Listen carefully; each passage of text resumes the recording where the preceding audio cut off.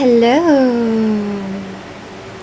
Welcome to Shmirchik Pleasure's Corner, where you'll experience all the unpleasantness that comes with me. Do you hear me? Do you hear? Let's go check that it's working. Is it working, or does it sound bad? Welcome to Shmirchik Pleasure's Corner, where you'll experience all the unpleasantness. Okay, system work. Mazel tov. Anyway, I have to turn off the fan because it's making a lot of noise in the background and my mic is whatever. So, stand here, Amber. Let's turn off the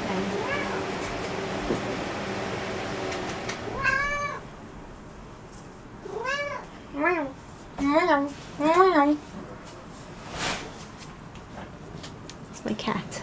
Anyway, it's a little bit more quiet now. Anyway, let's go check what's new. Today's June 25th, 2025. And first day of the ceasefire. So that's exciting. Right?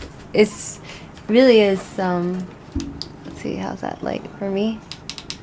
It's exciting because, as you know, there's been a lot of drama in Israel and everything. So maybe we'll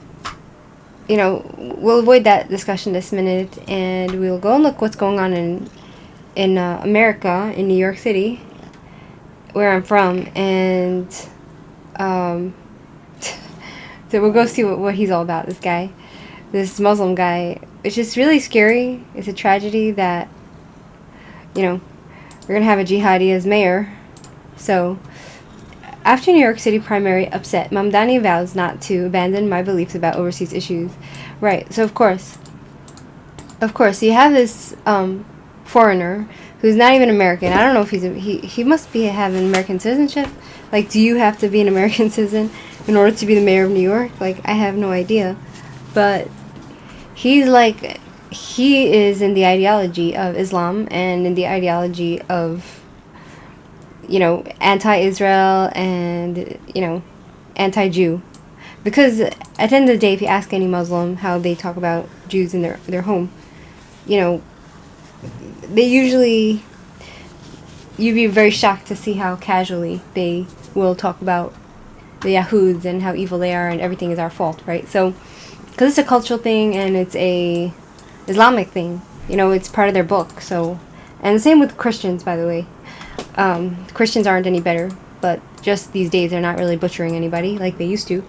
In the old days, they used to butcher people in the name of Jesus. Hi, Prime Time Neon. In the old days, they used to butcher everybody in the name of Jesus, but and now they try to clean up Jesus' image and slap on a Jewish name called Yeshu or Yeshua, right? As if he was always called Yeshu. No. His name, they named him Jesus, and he never had a Jewish name until recently, right? When they decided to try to make it a more Jewish thing to convert Jews to Jesus, right? So, beating Cuomo in the Democratic mayoral primary, socialist and longtime anti-activist, Israel activist, vows to understand the perspective of those he disagrees with without elaborating. Right. So basically, the Jews in New York, if he gets elected, they're pretty much screwed because anything that happens, ouch, Amber, ouch, anything that happens against the Jewish community, any anti-Semitism, anybody getting blown up or beaten or stabbed or killed, there will be no justice. There will be no police because Amber, please, because he is a Muslim, and if his kind go and start running around on a rampage against the Jewish neighbors, and his pro-Palestine people come to protest in New York City in Jewish communities, he will just support it. You know what I mean? Like, that's who this guy is. Even though, like, I saw some videos of him. He looks really friendly and very charming and charismatic, but they're all like that. That's something that people don't get, is that jihadis, they are very charming and charismatic and friendly and sweet, and they appear to be very kind and emotional, but it's a facade. Do you know what I mean? Perhaps he's a nice person in his real life, but just don't forget the underlying ideology there of Islam, right? So, and anti-Jew and as anti-Israel. So, New York State Assemblyman Zohran Mamdani, after winning a stunning upset in the city's Democratic Party mayoral primary on Tuesday night, vowed to adhere to his views on foreign affairs. While grappling with other perspectives, Mamdani is a longtime anti-Israel activist who alarmed many Jewish New Yorkers with his rhetoric and policy promises during the caustic campaign for the mayoral primary, right? His leading opponent, former New York Governor Andrew Cuomo, has leaned into the Jewish vote and his pro-Israel bona fides throughout the campaign. The winner of the Democratic Party primary typically wins the general election for mayor. There are millions of New Yorkers who have strong feelings about what happens overseas. I am one of them, he says, right? And I will not abandon my beliefs or my commitment grounded in a demand for equality. So he's still a jihadi, but at least he's not lying about it, right? So Mamdani said at a raucous victory party in the Queens neighborhood of Long Island City after Cuomo conceded, "You can bet your bottom dollar that all those Jews in Queens, like all those Persians, those very wealthy Persians, not one of them, I would bet my bottom dollar, not one of them voted for him." Right? Not one of them. So, you have my words to reach further, to understand the perspectives of those with whom I disagree and to wrestle with those disagreements, he said. Sure. Mamdani did not explicitly mention the Israeli-Palestinian conflict, but he said that the plight of the Palestinians is central to his identity. Exactly. He's not an American and he's not a New Yorker, right? Like the idea that you can have a Muslim that has allegiances to another country, it's bizarre because he is literally running on his anti-Israel stance, right? And he's very open about it. And it's as if it's as if a Jewish person, it's as if an Israeli comes to New York, runs for mayor, and then tries to make that his whole policy. Like, what does his Israeli beliefs have to do with the New Yorkers, right? Like, you're supposed to, if you're the mayor of New York, you're supposed to try to do your best to be the best mayor for those people there, which is a big mixture of people, and it's for the economy, and it's for all this other stuff. It's not for you to push some sort of political agenda in some other country, right? So I think it's a little bit enraging, right? I'm beginning to believe that like, I don't know what to think. Like, I don't know if people that are religiously motivated should be allowed in the elections, like, I don't know if they should be allowed to be mayor. Maybe we need to start, like, asking for atheists. Maybe New York should change its, America should change its thing to have only, like, you want to be a leader, you need to be atheist or something, like, because these people's religions, it comes along with, it's like a whole baggage. It comes up with a lot of baggage, and they're gonna enmesh their baggage and their crazy ideas into the policies of New York, and it's gonna mess up and fuck up with people's everyday life, like, such as allowing pro-Palestine people to terrorize Jewish people in their communities, right? It's a scary reality. Ow! Amber! What is this? Are you Palestinian? Why are you biting me, Amber? You Palestinian? Don't you bite me! What are you doing? Raz, Amber, what are you doing? Why did you bite me? It's not nice. Okay, so it's my bad energy, right? Mamdani did not explicitly mention the Israeli-Palestinian conflict, but has said that the plight of the Palestinians is central to his identity and the reason he got into politics. So he's running on that, and his identity is going to be influencing every single decision that he makes for New Yorkers, which is, his identity shouldn't be influencing his policy making for other people, for the city. Like, but this is what they're voting in, right? So he's a longtime anti-Israel activist who set up his campus chapter of Students for Justice in Palestine at Bowdoin College in the 2010s, and as a state assemblyman introduced a widely criticized bill to strip the nonprofits' status of organizations with any links to Israeli settlements and identified as an anti-Zionist. The day after the October 7th, 2023 invasion of Israel, Mamdani focused his criticism on Israel. Can you imagine? Like, the day when people at a party. Hi, John. How are you? People on October 7, on our high holiday, Simchat Torah, people were dancing at a festival for the high holiday. They were dancing, right? They were at a party, dancing, defenseless victims, and the resistance, right? The genocidal jihadis from Gaza decided to come in through the border and kill all those dancers and kidnap them and rape them and kill them and burn them, and he's pro that. Like, that's something that he endorses, right? Like, he encourages it. Like, he's excited.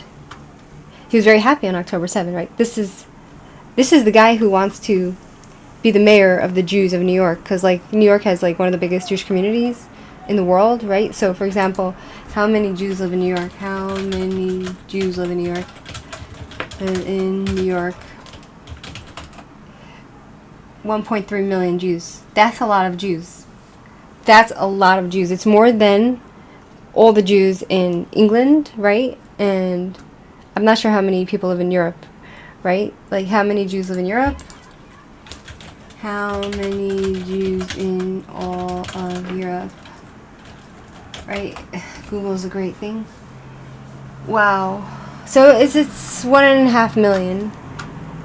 In all of Europe is 1.5 million. So in New York, you have the same amount of all the Jews in Europe. It's concentrated in New York, right? And he's going to be the mayor of New York. This is crazy, right? It's like the biggest Jewish community, even bigger than the Jewish community in all of Europe, live in New York. And he's going to be our mayor? I'm telling you, like, the Jewish community is panicking. I know this for a fact. The Jewish community is panicking because all of my family are going to vote against him. My whole entire family, the whole community, is going out to vote against this motherfucker, right? The sick mind of the Islamic jihadis is unlimited. They are sick and psycho. They do horrible things. They sold themselves to the demons. Yeah. In my country, IRGC, in the name of the Allah, they took away people's freedom and did horrible things to the women, right? So the thing is with this guy is that,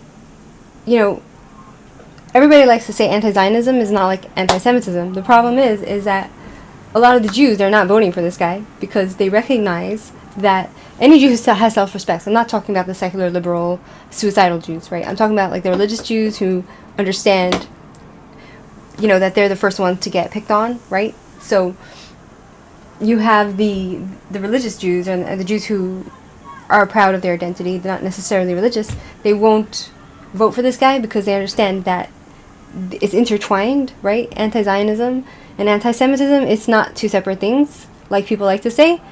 It's anti-Semitism. No matter what any non-Jewish person who thinks that they can say, I can be anti-Zionist without being anti-Semitism, I'm sorry, that's not the way it works. Because from our experience, the people who hate Zion, the people who hate Israel and are against Israel, they will go after the Jewish community and they will try to kill Jews in synagogues. Like, those same people who are anti-Zionist, they will go after Jewish people. They don't separate between anti-Zionist, like, oh, we don't like the state of Israel, and anti-Semitism. Like, it's the same thing. And anybody that is Jewish and has experienced anti-Semitism, they will understand this. And therefore, they will try to... We're not fools. We know exactly who this guy is, right? So the Jewish community is a little bit in a panic, and they're trying to vote against him. The problem is, I don't know how much of a difference it'll make, because he already won the primary, right? The Arab people in the Gaza area are like puppet for the jihadis. Yeah, they are jihadis. Yeah, so that's the scary part about this guy, is that you can't be... If we're going to think clearly, right, and we're going to say, okay, yes, you can be anti-Zionist without being anti-Semitic, then, okay, that's one thing. But unfortunately, it overlaps, right? And if you're anti-Zionist, usually it comes along with anti-Semitism. That's why they go for the Jewish community. They go for the synagogues. They like to go after little Jewish children in the street, and they like to go and punch them in the face and scream "Free Palestine," right? So they're liars, and the Jewish community is scrambling, and they're all feverishly going and voting against this guy.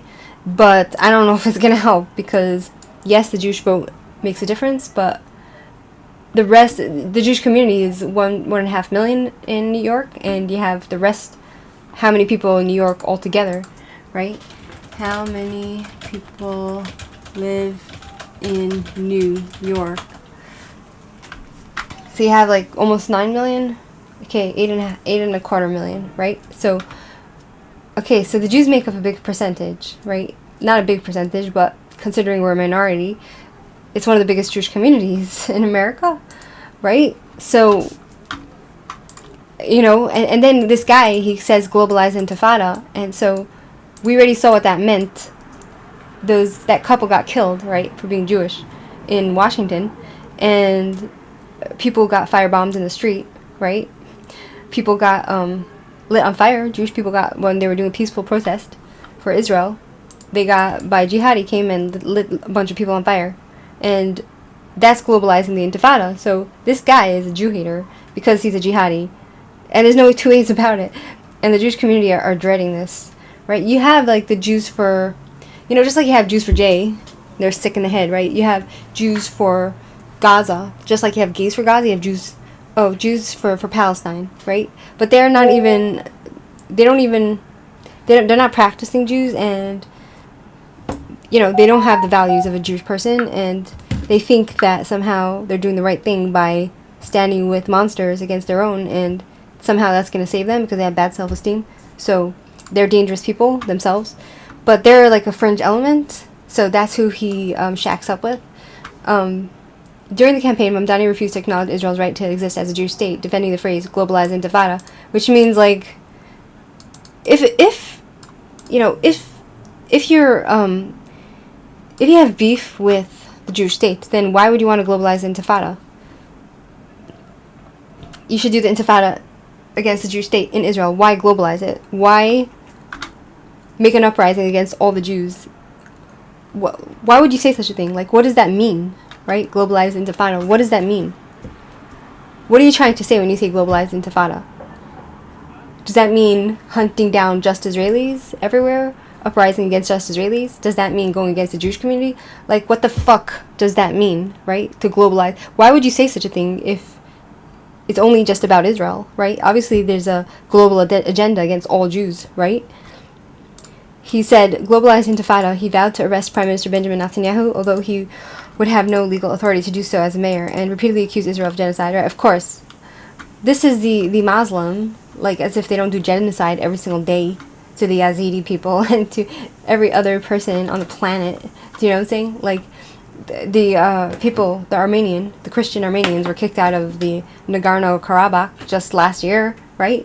They were living in Azerbaijan, and the Azerbaijan people, the Muslims, they kicked them out, they stole their homes, and they ethnically cleansed Azerbaijan from Christian Armenians, right? This is what they do. And, we're the ones who are doing the genocide? It's a rich coming from Muslims, right? Establishing a caliphate and bother the people, right? So it's also the intifada in Israel. When there was an intifada, it was an uprising where thousands of Jewish people were murdered in bus bombings, in suicide bus bombings. Like, the Muslims would come with their suicide vests and they would blow up buses, right? And they would kill themselves and kill everybody else.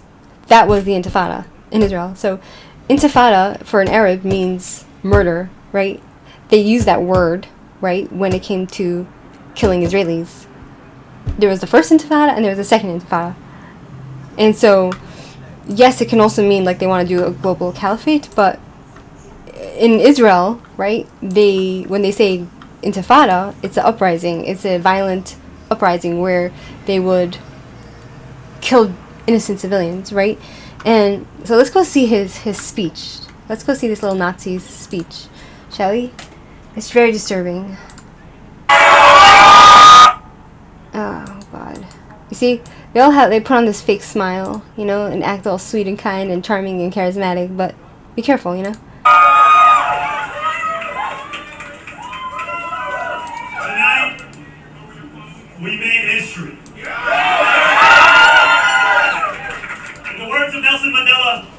It always seems impossible until it is done.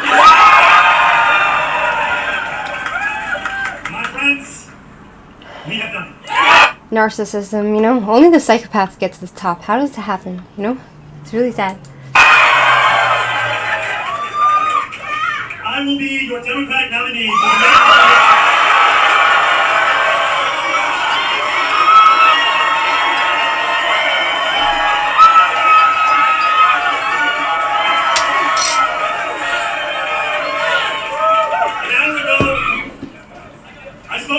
About the need to bring this city together, as he called me to concede the race. And I want to thank Brad Lander.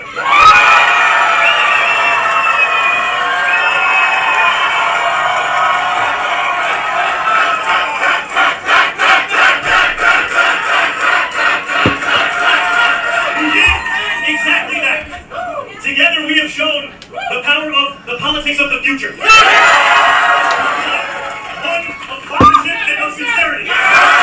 Yeah, of course, sure. Whatever. Say whatever you need to say to get power and fuck everybody up. Go ahead. Today, 8 months after launching this campaign, with the vision of a city that every New Yorker could afford, we have won. We are the model for the Democratic Party. A party where we fight for working people with no apology. Oh, so now he's gonna act like, you know, like the socialists in the back in the time of the, you know, back in the time of the revolution, the Russian Revolution. There was the proletariat, right? The working people, the socialists. They were the for the workers' rights. They were the Bund, right? They were, and then there was the communists, and then there was the all the different types of socialists, right? And the different kinds of communists and the different kinds of little groups, right? Which I was reading about in, if you go look at my lives in this channel, right, you'll see that when it came to Stalin, right, we're talking about Stalin and how there were all these different types of little groups that were, they were activists, and, you know, they were always saying they're fighting for the workers, they were fighting for the working class, right? But it's like all the same language. A life of dignity should not be reserved for a fortunate few. It should be one that city government guarantees for each and every New Yorker. This is socialism. The city's not supposed to guarantee everybody to... You're not supposed to give handouts, right? People are supposed to work for a living. You're supposed to get off your tushy and get a job and work, and... Like what he's suggesting, I saw what he's suggesting is like government run everything, which is like, it's communism. If this campaign has demonstrated anything to the world, it is that our dreams can become reality. Alright, whatever, I had enough. During his victory speech, he did not make any allusions to the conflict of Jewish community, to the conflict or the Jewish community, but vowed to act as mayor for all the city's residents. I'll be the mayor for everyone, every New Yorker, whether you voted for me or for Governor Cuomo, or felt too disillusioned by a long-broken political system to vote at all, he said. I cannot promise that you will always agree with me, but I will never hide from you. Oh, such nice sentiments, right? Mamdani won some Jewish support during the campaign. He won endorsements from the anti-Zionists. Of course, what did I say about the small Jewish factions, the fringe elements that are anti-Zionists, that, you know, they'll vote for him because they want to vote for their own suicide. They'll vote for their own death. You know, the anti-Zionist Jewish Voice for Peace activist group, and the leftist Jews for economic and racial justice, right? The JFREJ. So these Jews, like, I worked with people that would be part of that group. Some of them are very nice people, but they're fucked up in the head because they're suicidal.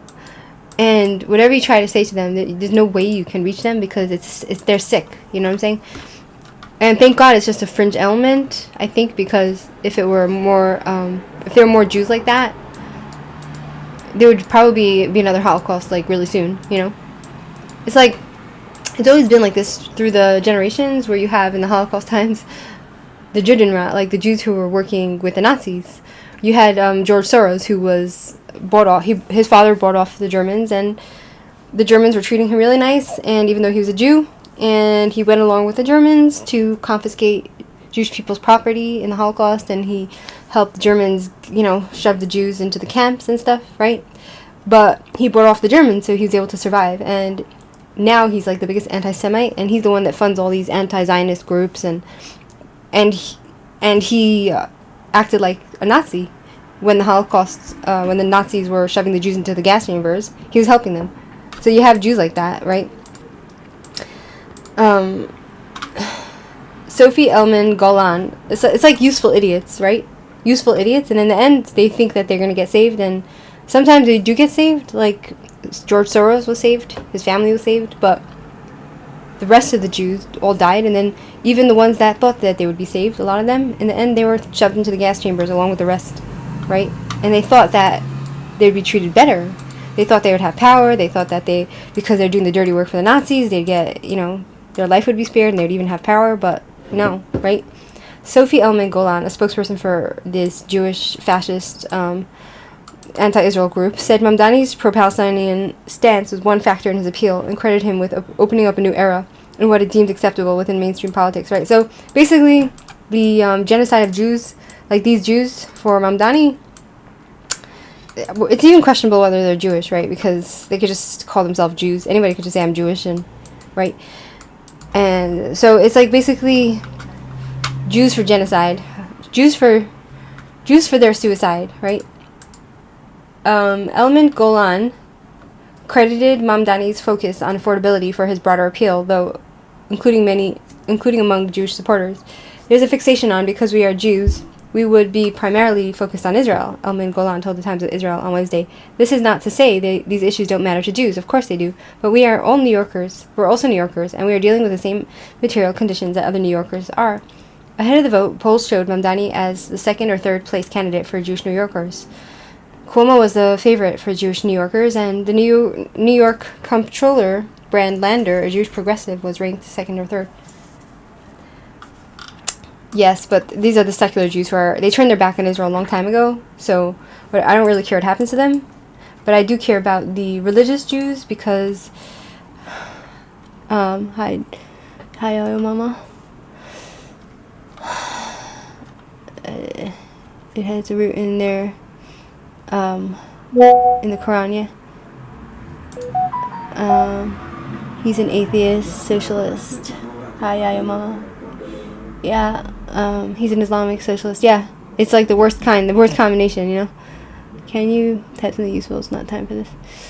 Work is a curse. The Talmud recounts an argument about work, whether or not hi Abu Shiloh, whether or not it's necessary. Both opinions are true. Well, this is the way that's written in the Torah is that, we have to work. You're supposed to work, right? That's the nature of this world. If you don't work, you're going to starve, right? So, Jews make Shabbos do all the work. Shabbos? No, you don't know what Shabbos is, right? So, no, I'm worried about my country, Iran, and the world safety, exactly. Okay, so, Chaim, it's tea. So you have, anyway, even though we have to work for our bread, it's healthy to work, because what are you gonna do all day? Be honest with yourself. Play video games. Do you know what I'm saying?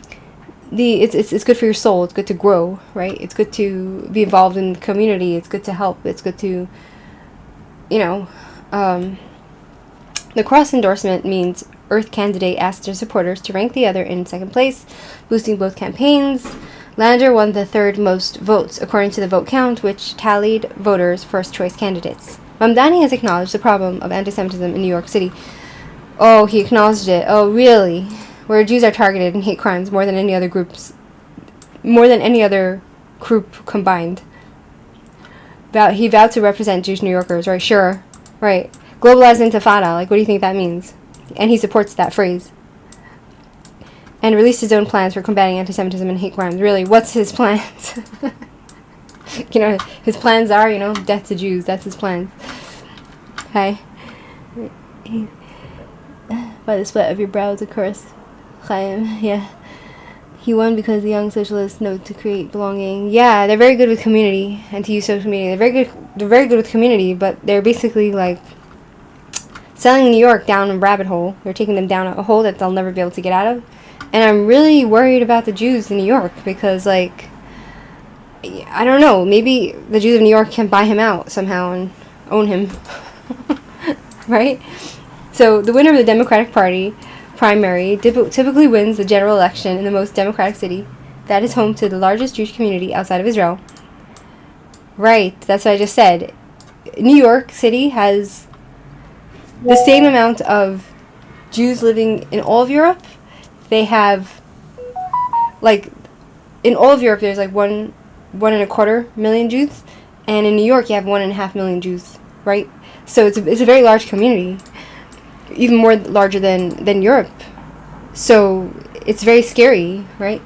The general election is scheduled for November. Cuomo and the New York City Mayor Eric Adams, both centrist supporters of Israel, have registered to run in that race as independents. If he wins the general election, Mamdani, 33, the Pisher, right, will become the city's first Muslim mayor. What a nightmare, right? We are not going to let anyone divide Muslim New Yorkers and Jewish New Yorkers, Lander says on Tuesday night, right? Sure. Sure, the Jews are dreading it, right? The Jews in New York are literally scrambling to try to get this guy out. You know, like, we don't want him. He's not wanted.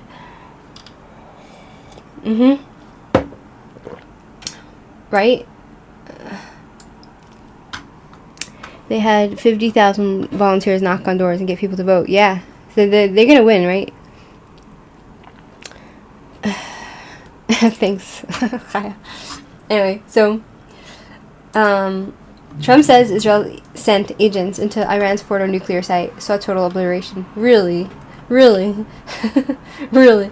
After a bizarre end to promising campaign, Israel will face Iran nuclear question again.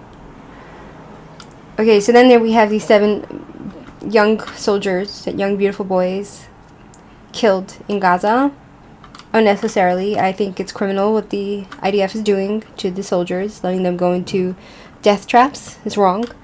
But who am I? Right? Big question looms over Trump's announcement of Israel-Iran ceasefire deal, right? So, yeah, I was talking to a couple of friends today. Hi, Christina. I ran into a couple of friends today, and they were discussing the ceasefire, and we were like,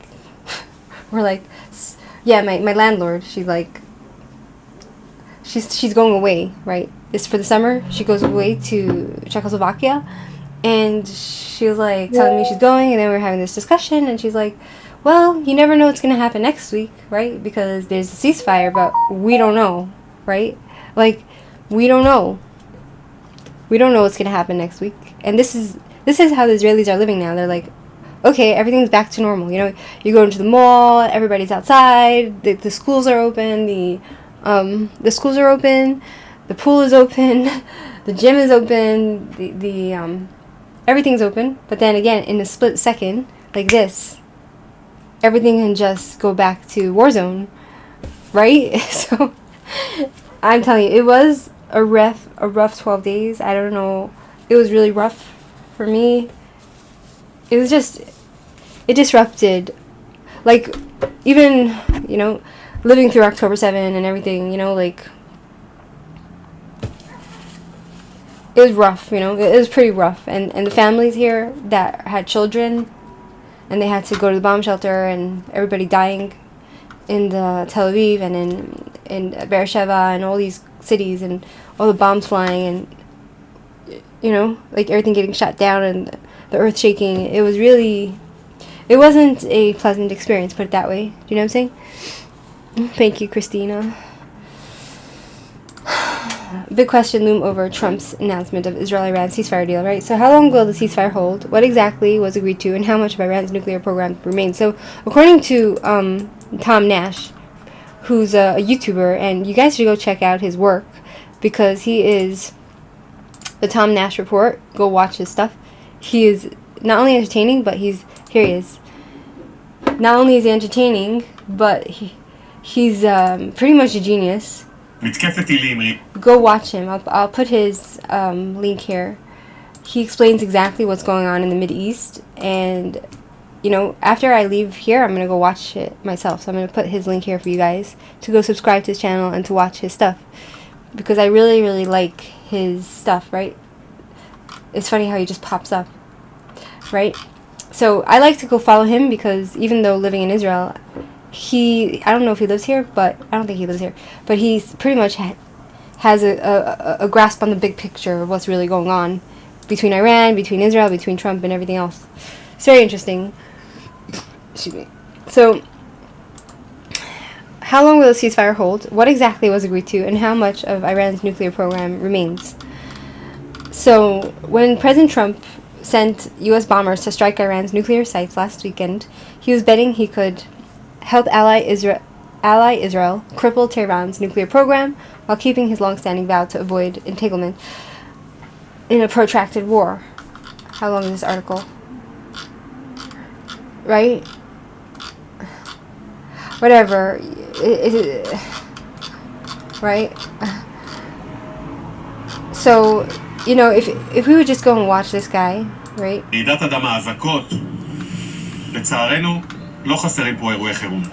Folks, today you're going to learn that the Easter Bunny and Santa Claus are not real. I'm going to show you that the story you've been told about what happened in Iran over the past 2 weeks is absolute complete bullshit. Okay? He's good. You guys should go check him out, right? So, right? So now we're going to go and check other news.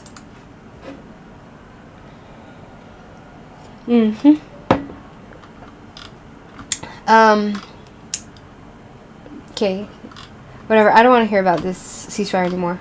It's just too stressful. Israel commandos operated inside Iran during war, IDF chief says. Trump says Israel sent agents into Iran's Fordo nuclear site, saw total obliteration. I hope so.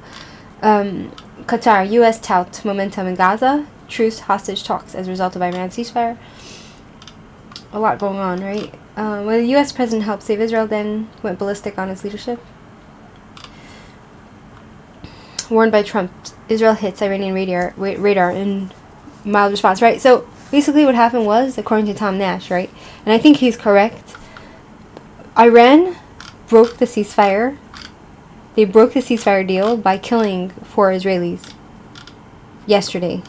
And when Israel responded, suddenly Trump went nuts on us, right? But then I think it was, in my opinion, it was theater, right? It was part of the Trump administration trying to gain control over their Candace Owens base so that they don't go crazy because they're stupid. So,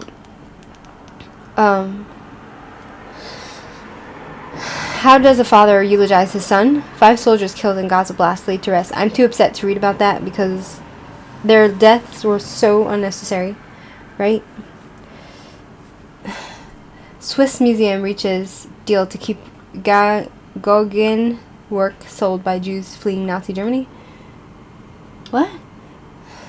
Tel Aviv remains subdued after ceasefire as Israelis hope for better days. Okay, let's go see that. Yeah, so when my brother was here, we went to Tel Aviv he had a client to photograph, right? Because it's High Zeus Alliance. Thank you. I went with him to photograph a client, and we walked through the shuk in Tel Aviv. I do not like it. It's like a slum. It's nasty. It's filthy. And I feel like, in such a place, like Tel Aviv is supposed to be like this, fancy for all the elites. How could they tolerate their local market to be in such filth? You know what I'm saying? And I'm walking through it, and I'm I'm getting anxiety from just walking through that. It's like a cesspool. It's disgusting, And I'm like, this, my town where I live, it's so upkept. It's clean, for the most part. It's clean. It's tidy. The gardens are clipped. The flowers are on the streets. It's very nicely done. But Tel Aviv, this is it's supposed to be the city of all the great people. The most smartest people and the sophisticated and the fancy and the rich people, and they live like this. I'm nibashok. In Israel they say ani b'shok, right? So Tel Aviv was basically bombarded, right? More than any other place, right? So the Jewish people living in these areas where I live, they were less affected by the rockets, and it was mostly in the main cities, the large cities, that got hit. And despite a ceasefire between Israel and Iran taking effect on Tuesday, what's today, Wednesday, right? Bringing an end to their 12-day conflict, Tel Aviv had yet to return to its usual rhythm a day later. Still, locals remained hopeful for brighter days ahead. The ceasefire, abruptly announced by U.S. President Donald Trump in the early hours of Tuesday and taking effect at 7 a.m., was met with cautious relief. Right, so everybody is very cautious because, like I said before, like I said before, it's, like I said before, very cautious because you don't know what's going to happen. Like, you live week by week here, and it's just like, okay, ceasefire, fine, everybody goes back to work, and it's like, okay, will the alarms go off again? Will we have to run to the bomb shelter, like, because of rockets flying? Will they intercept all the missiles? Right? Will we have to, like, everything shut down again? Like, in the span of 8 years that I was living in Israel, you had you always have the small skirmishes between the people in the West Bank, the Muslims in the West Bank, the Palestinians, and them trying to kill us, right? So then you have the IDF going in to neutralize the threat over there and to arrest the the terrorists that killed people, right? So then you have that. You always have that going on here, always. And then they cry victim, of course, because, they don't want to pay for their crimes. So they cry victim, like, a genocide, After they go and murder a pregnant mother, and her baby while she's going to give birth, And then the IDF goes and gets the terrorist that did it and goes into his home and arrests him there and his family for doing God knows what, to know and to interrogate them to see if any of them are planning something more to kill Jews, right? Oh, then they cry, oh, look how they're treating us. Look how the IDF is treating us. The fascist dictatorship. It's like, really? You just fucking murdered a pregnant mother and her baby. Like, who do you think you are, right? So you have that. But then, so since I've been here 8 years ago, you have that, the occasional terrorist attacks, right? You always have the Muslims going into the villages where the Jews live and stealing their sheep. They also like to steal cars. It's like, that's their thing. They're thieves, right? So you have like a whole police force that is just for Islamic jihadis who steal cars for a living, right? And they take it apart and they sell it in their markets, and they're very conniving. They're criminals, right? So you have that. And then you have... So that was like just when I came to Israel, and you have terrorist attacks here and there, but it was never, and then COVID hit, right? So then there was like 2 years of just, was it 2 years? How long was it? Like, I was working in the special needs home then. It was lockdowns, right, for COVID. That was like a year and a half, right? And then, you have a year or two passed, like, just like it's usual, you have like all those Arabs in East Jerusalem who are like, they refuse to pay rent to their landlords because, they're Jews. So Jews are not allowed to own land, and Jews are not allowed to own buildings, because they're not allowed to own properties, because that is, according to their religion, right, it's their land, it's not our land. So even if the Jews legally own this property, they refuse to pay rent. So then there was that whole thing, and then again, you have all the Muslims worldwide accusing Jews of genocide for not letting Muslims get away with free rent. Do you know what I mean? Seriously. And then, so then you had that, but then October 7th came, right? And that was really bad. October 7th came, and then that was really bad, right? That whole year leading up to it was really, really... It's like, I don't... Like, even during the first and second intifada, yeah, the buses were blowing up. I was speaking to people who lived here during that time. They said it was scary, and I spoke to victims of terror who lost their mother and the sister was shot up in the face, and you know, yes, there was terror, and people suffered through the first and second Intifada, but October 7 was on another level of barbaric that no one's ever really witnessed inside of Israel, right? And so that was very traumatic for everybody. And then you always had like the people down south who literally were, they suffered for 20 years since we gave Gaza back to the Gazans. Not back to them, but when we withdrew from Gaza and gave it to them so that they can live there and have their state, right? As soon as we pulled out, we took all our dead bodies and everything to give them their state. They started launching rockets into Israel, and it usually would hit the south. So you have people down south living near Gaza that were getting hit by those rockets. And those people down south, what did they do to deserve that? They were very loving people. They wanted peace with the Gazan people. They would help them go to hospitals and get cancer treatment and whatever they needed. They treated them so well. They had them working. They had like a whole thing going where they would have them working for them in their homes and hiring them and giving them jobs, and they're so kind to these Muslims in Gaza, and they get rewarded by rockets. And the way I was living the past 12 days with the sirens going off and the, needing to live near a bomb shelter, needing to go down, and the sirens and the booms and the bangs and all that, and all the bombs exploding, that's how they lived down south for 20 years. And it really fucks with my head a little bit, right? Like, and so then you have the people down south who are getting conditioned, right, to live in that way. And I don't understand how the Israeli state allowed the Muslims of Gaza to send in rockets to the people down south to live like that. The children in school down south, they were living through rockets being thrown for the past 20 years. The Gazans were sending rockets into the people down south who were their best friends, and the people down south were helping the Gazans, but the Gazans were trying to kill them. It's such a messed up situation, and they had shelters, right? And so the children in schools, when the siren would go off, they would sit under their desk, right? And they would go like this. The little children had to live through explosions and being hit by rockets down south, right? And to think that the government allowed them to live like that. And I just experienced that for 12 days living in a war zone. And then, okay, I even skipped over what's the condition now, ceasefire, right? So I glossed over, I forgot to mention that even after October 7, right, we had Lebanon, Hezbollah was knocking down the north with rockets also, right?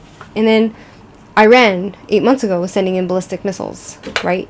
And lived through that.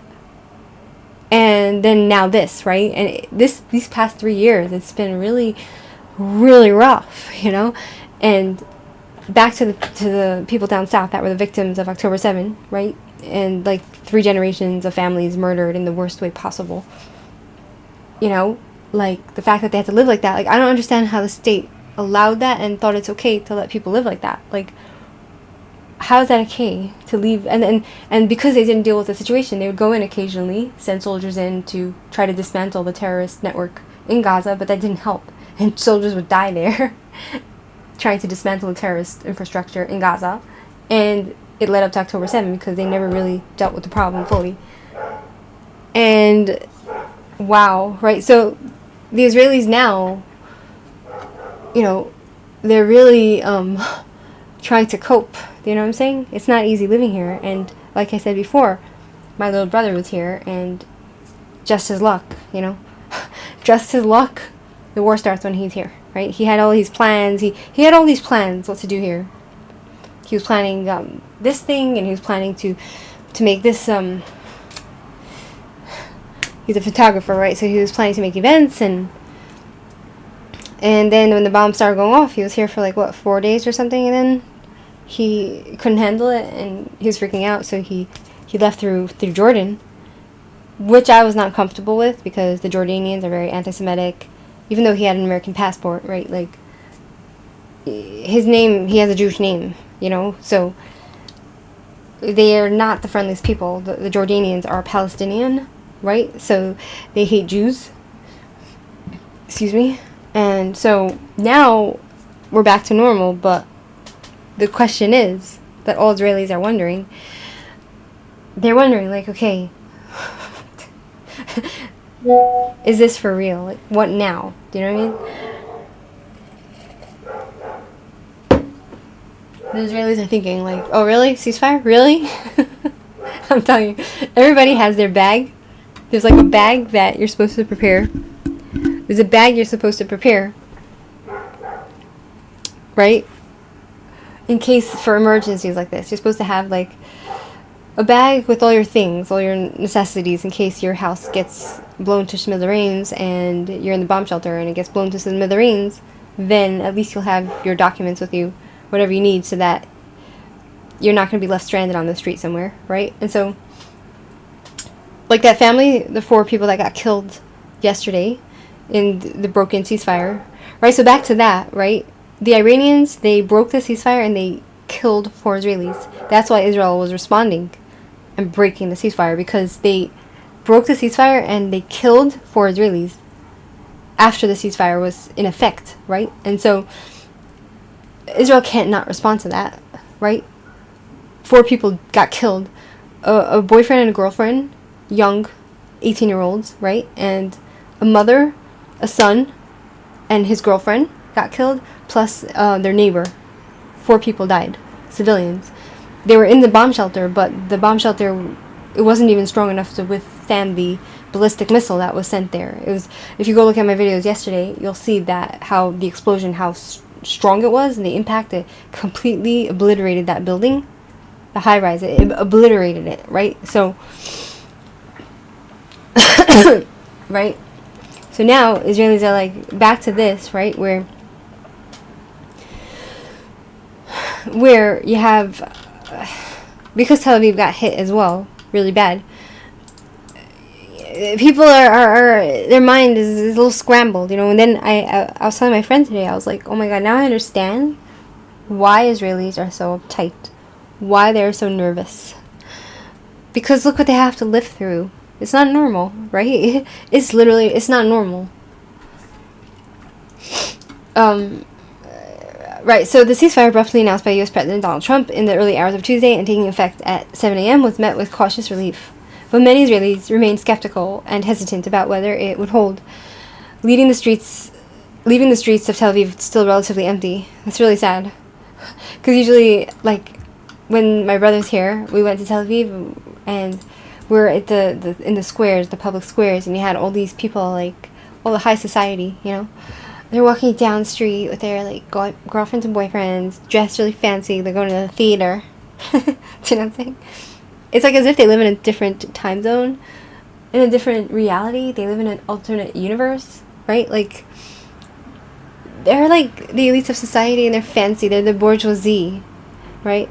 The bourgeois, right? The bourgeoisie. They're like these sophisticated, you know, higher class, civilized people, while, you know, the rest of us are living in settlements or whatever, or in Jerusalem. And, you know, somebody told me that they think that the people of Jerusalem are barbarians, like the way they live. Not in the bad sense, right? But like as in, they're not like as fancy, as higher class and emotionally intelligent and all that as the Tel Avivians, because in Tel Aviv is where all the inventions occur, right? They have all of like the inventions, the medical inventions, all the breakthroughs happen in Tel Aviv, right? And it's been like that since the beginning of Israel, right? I was reading in the Moshe Dayan's book and in the book of Ariel Sharon how every single time throughout the wars, right? The 6-Day War, the 1948 War, you have Tel Aviv, people are walking around as if it's another universe. Do you know what I'm saying? While this war is raging right outside Tel Aviv, right? It's a very tiny country. It's as if, how are they able to detach themselves so much from the reality of the immediate situation surrounding them? It must be a karmic thing. Do you know what I mean? So, Carmel Market, typically a bustling hum of, yeah, so back then, right, they say, oh, it's like, the people then weren't so, you know, in Ariel Sharon, how he describes Tel Aviv, it seemed like they were less affected by the war, but today it seems like they've been hit the hardest, right? The centers, right, like, the Tel Aviv centers, they've been hit the hardest. the buildings, the people in Ramat Gan, the people in all these other cities in Petah Tikva, right? They got hit. Haifa got hit. Be'er Sheva down south also got hit. Hospitals got hit. People died there, right? So, and now it's as if like the place where I live now, like Judea and Samaria, where a lot of the wars raged, right? 1948 war, 1967 war. Now it's more calm here, even though, yes, we were hiding in bomb shelters and our life was disrupted. My town didn't get hit, right? And a lot of the other West Bank towns, actually one West Bank town, which was a Muslim town, got hit. So, how's that, right? How's that for Muslims? They're indiscriminate. They just, the Iranians, they just indiscriminate, just lands in a Muslim, kills 4 Muslim women in a Muslim town here in the West Bank, right? But it didn't hit the Jewish towns here, but the Jewish towns in the center, right? Which is usually, it could be mixed, Haifa is mixed city, with Arabs, Christians, Jews, and all different kind of people. But they got hit the hardest, and thank God we were okay, right? So, Carmel Market, typically bustling hub of shoppers and tourists, was uncharacteristically calm. June is normally peak season for local vendors, when squeezing through the crowded alleys can feel nearly impossible, but on Wednesday, the open-air market saw only a fraction of its usual foot traffic. We haven't returned to our usual routine yet, said Shahar Yosef, a fruit and vegetable vendor at the market. He still stayed open throughout most of the nearly 2-week conflict, but business has yet to bounce back. We've lost about 80% of our businesses since the start of this fighting, Yosef said, but I hope in the next 2 days, in the next day or two, things will go back to normal. So this is what it looks like in the shuk, right? A fruit and vegetable vendor in Tel Aviv's nearly empty market, right? So this is what it looks like. It's really ugly. It's like, Israel has the resources to clean up their markets so that it's not like walking through grime and grease and filth, and they refuse to do something about it. Like it's a shande, it's a busha v'cherpa, it's a shame, right? So like I don't want to live in a city like that. Like, yes, a lot of Tel Aviv is nice and fancy and upper class, but then you have a lot of Tel Aviv is slums, right? And this is not the kind of city that people have been raving about. Like, people have been raving about the city, but when you actually come there, it's like, what the fuck? Do you know what I mean? So, yes, it's like the second time I was in those markets in Tel Aviv. Even the Jerusalem markets in Ben Yehuda, Machane Yehuda, the shuk, right, in Jerusalem. Even the shuk in Jerusalem, even though it's dirty, it's not like this. This is like on another level of filth, right? And I avoid it as much as possible. Do you know what I'm saying? So among those wandering through the market's narrow lanes was Ariel Yona, an Israeli American visiting from Miami, in search of some sense of normalcy. Everything has been closed for the last 2 weeks, and I wanted to get a breather, she said. Good luck with that. Yona arrived in Israel at the end of May for her sister's wedding, which was ultimately cancelled due to the conflict.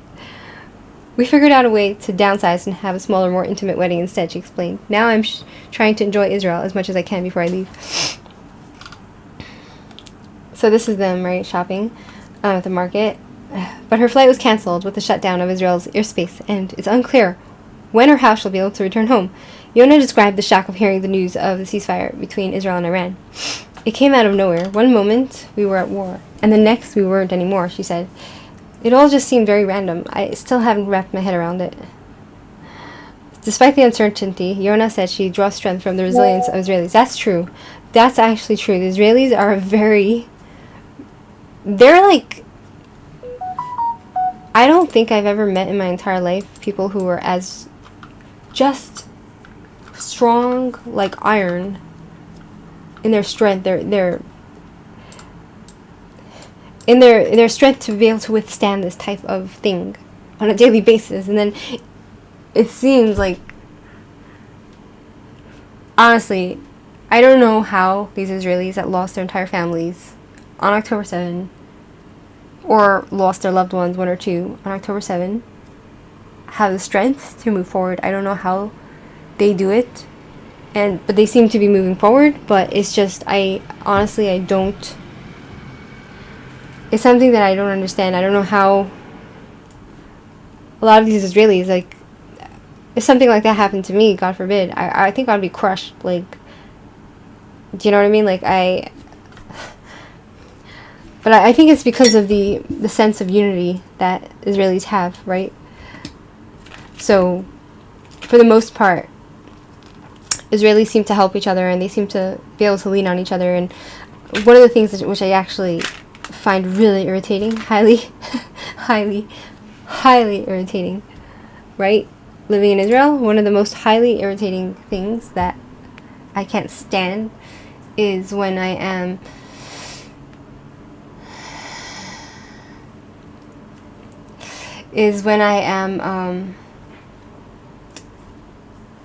one of the most highly irritating things is that what was the most highly irritating thing is the personal space problem, where Israelis just don't understand personal space. They just don't get it. You know what I mean? Like, every single one of them, when you're shopping, they will stand, like, you're here, they will stand here. This is Israelis' personal space. You see how close they are? This is how they stand when you're online. You're on the bus, this is how close they are, right? They don't understand, like, why are you like this? Why? There's room. Why are you like this? You know, why are you standing right here? Like, bug off. Like, what are you doing? Like, this is space. So, a lot of the time, I'll feel like I'm freaking out. Like, they're in my personal space. Do you know what I'm saying? And then, when I went back to visit New York, right? It was so different because, like, to wait online, you have one person here and one person here, right? And meanwhile, I was here. If you come to Israel, you just have to be prepared for people to be like this. You're walking, you're waiting in line, you move forward a little bit, and they, do you know what I'm saying?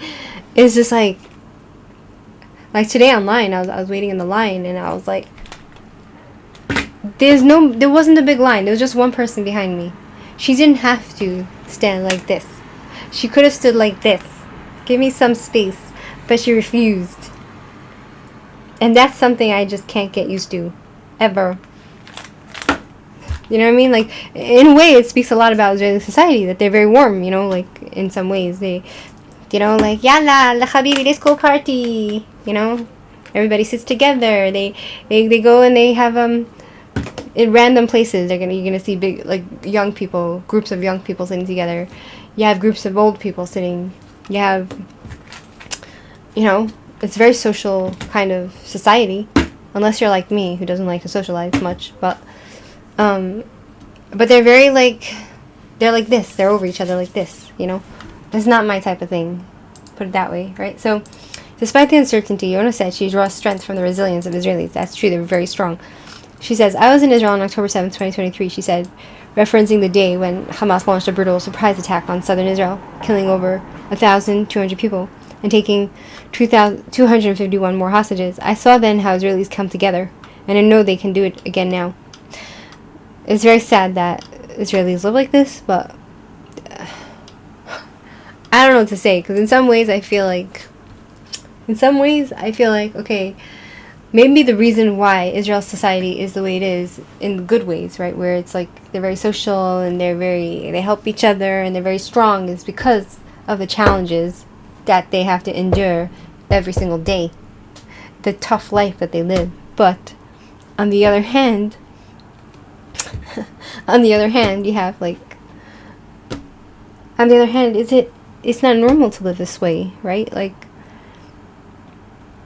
but then again, if they didn't live this way, perhaps they wouldn't be like they are, you know, like they wouldn't be that close knit, and so like everybody involved is like a very social type of country. Just a few blocks away, Tel Aviv's beach is usually packed this time of year with tourists and locals vying for the best spots, late, eerily quiet. It was a perfect beach day, but only a handful of sunbathers were scattered along the shoreline. with a few pedestrians strolling the mostly empty boardwalk. Lidor Tayer, who made his way to the boardwalk from the southern city of Ashdod, had come to Tel Aviv to offer passerbys the opportunity to wrap tefillin. It's what the Jewish men are supposed to put and pray with, right? It was very interesting to put up a tefillin wrapping stand in Tel Aviv. Many of the people here don't agree with this way of life, he said. But once you start speaking to them, you understand that there is a basis for open conversation. Right? Tayer said the experience has shown him how vital dialogue is in Israel right now. You have to, actually speak things out.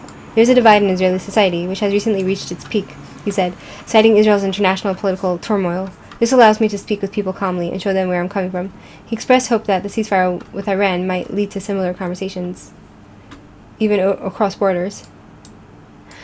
I would love to see the Iranian leadership be replaced. I would love to see the citizens there happy and democratic, he said.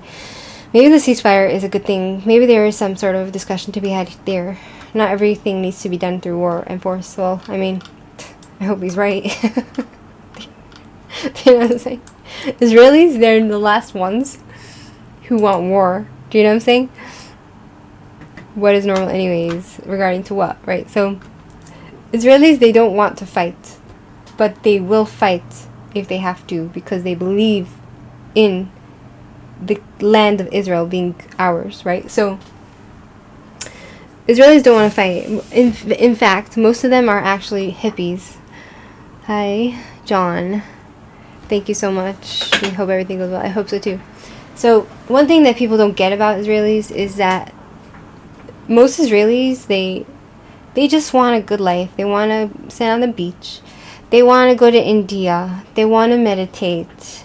A lot of Israelis, they're like hippies, or they're creative, or they're artists, or they're dancers, or, like in the city where I live, they have a theater, and they have an arts place where people go and pay to paint, and they pay to teach their children ballet, and it's a very cultured society, especially in the secular society, it seems. And they want peace and love, and they want to do business with their neighbors, and they want to peace and love, and yoga, and they want to go to India. But the problem is we live in the Middle East, right? And the Middle Eastern people, they don't want to do yoga. They want to be martyrs, right? They don't want to dance. They don't want to play the violin. They want to kill themselves and kill Jews. That's the difference of mentality. So it's not. Oops. It's a very if you have a society. I need to take melatonin to sleep, because if I don't, I won't be able to sleep tonight, and I have work tomorrow. So melatonin. I need to order more from Amazon, because if I don't take it, I won't be able to sleep, right? Second. Let's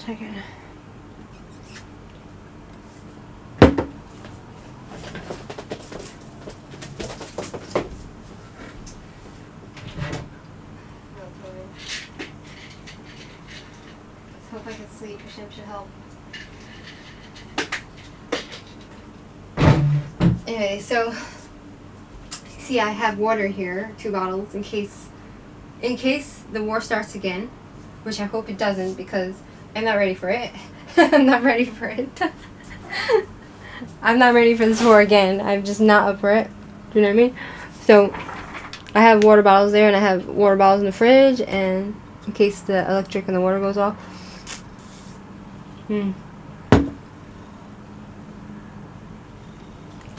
So, where are we?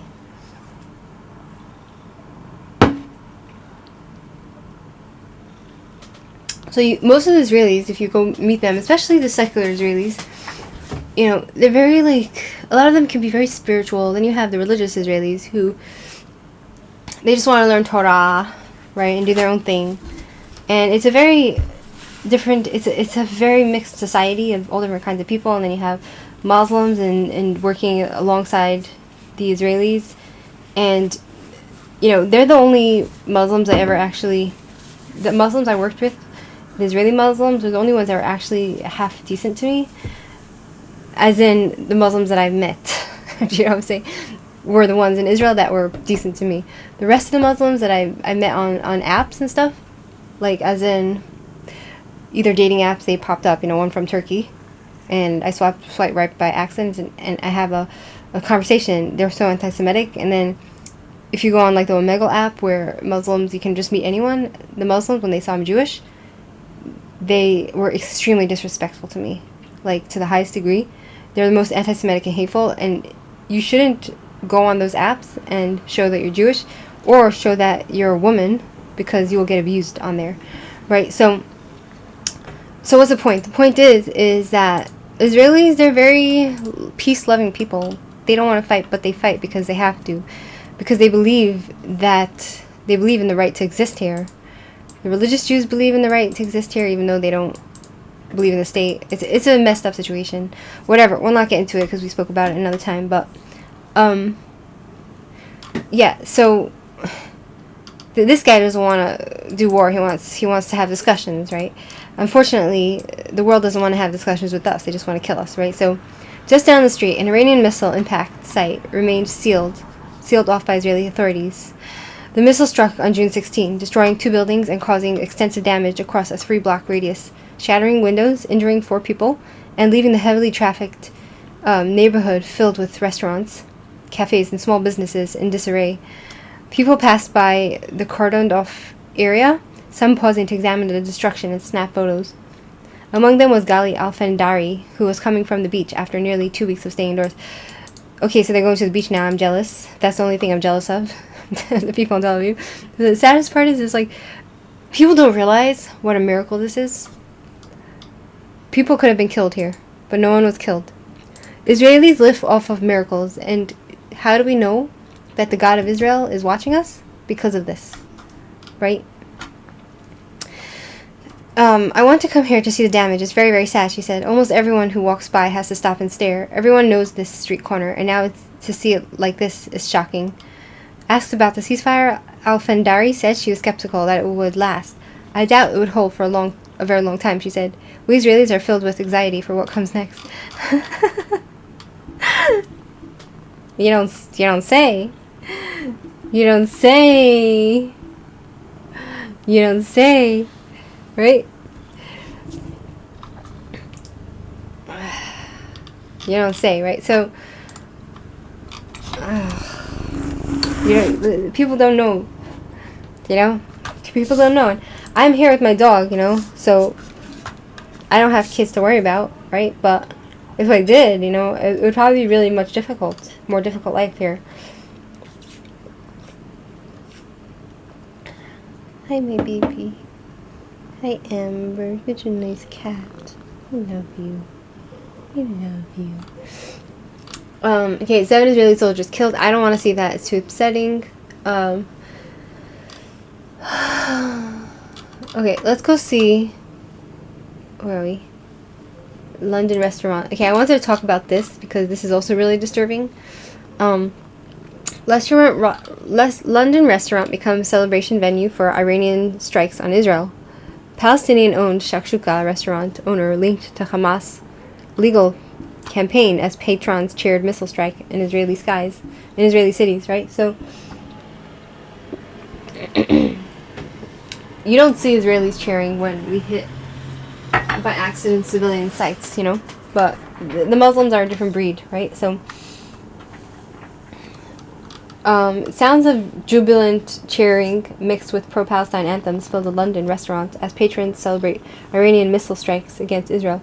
According to disturbing video footage that has emerged, the clips filmed at an establishment packed with anti-Israel supporters show people rejoicing while watching television coverage of Iran's attacks on Israeli targets, right? So Iran killed civilians, right? So this is something that Muslims celebrate. They love it. They love when Jews die in the name of, occupation and resistance, right? They love when, babies die. They celebrate when our babies die, when the Jews die. It's something that gets them high. It's like we get high off of Jewish blood. It's like, like those Satanists go to get their adrenal whatever, to get their highs. This is, Jewish blood is something that gets the Muslim jihadi high, right? And so it makes them bloodthirsty. It makes them aroused, and that is one of the reasons why the IDF and the state of Israel did not release to the public the footage of the most atrocious, the worst atrocities that happened on October 7th. You can't see it unless you go to a certain location and they confiscate your phone so you can go and see it there, right? Because if they released it to the public, firstly, the families don't want it to be released because it's just too... They don't want their loved ones to be seen in that light. And number two, for dignity for the victims. And number three, because I was on Instagram and this family was in a bomb shelter and they got direct hit from the missile. So a few of the people, they were freaking out and they were crying and screaming, like civilians, right, in a bomb shelter. And all the Muslims and non-Muslims, you had Polish people, you had all different kinds of people commenting, "Oh, I live for these cries. I live for the Jewish people crying, for the Zionists. Oh, this is for Gaza. Oh, this is amazing. I hope it happens more. They deserve it," right? Like, this is their response, like as if Jewish people are not human beings that have feelings, right? As if killing civilians is okay just because we're Jewish, right? But when civilians die on their side, suddenly it's a travesty. But when Jews die, it's a holiday, right?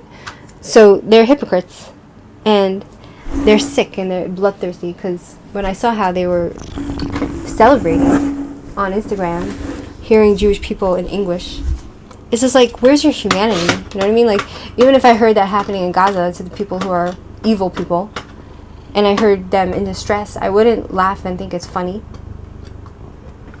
I wouldn't be so, it's just so inhumane. Like, how can you comment on when you see somebody in despair and in real distress, regardless of who they are? Like, how can you comment such a thing? You know what I'm saying? Especially when they're innocent.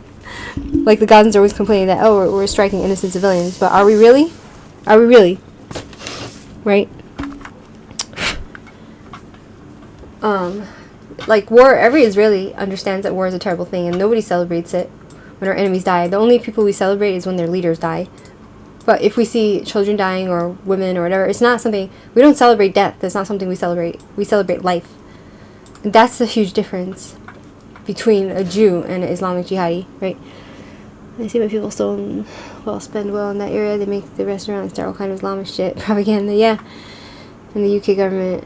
That's why my people are homeless in Iran. Very sad. Right, so back to where are we? I was back here. So, sounds of jubilant cheering mixed with pro-Palestinian anthems filled a London restaurant as patrons celebrated Iran's missile strikes, right, against Israel. According to disturbing video footage that has emerged, the clips filmed at an establishment packed with anti-Israeli supporters show people rejoicing while watching television of Iran's attacks on Israeli targets. In one video, a woman enthusiastically shouts, "Israel's on fire," while pointing to Arabic news broadcasts, allegedly showing missiles impact across Israel sites. The restaurant's sound system immediately begins playing Palestinian nationalist songs, including the anthem containing the phrase, "My blood is Palestinian," as celebrants dance amid images of destruction in Israel. Anti-Israel activists Anika Zahir filmed the scenes, right? And the thing is that, you know, I thought that music was haram. Can't make this stuff up, right? I thought music was haram in Islam. You're not allowed to listen to music. But, this music is allowed, right? Sure. Yeah. These people are savage barbarians.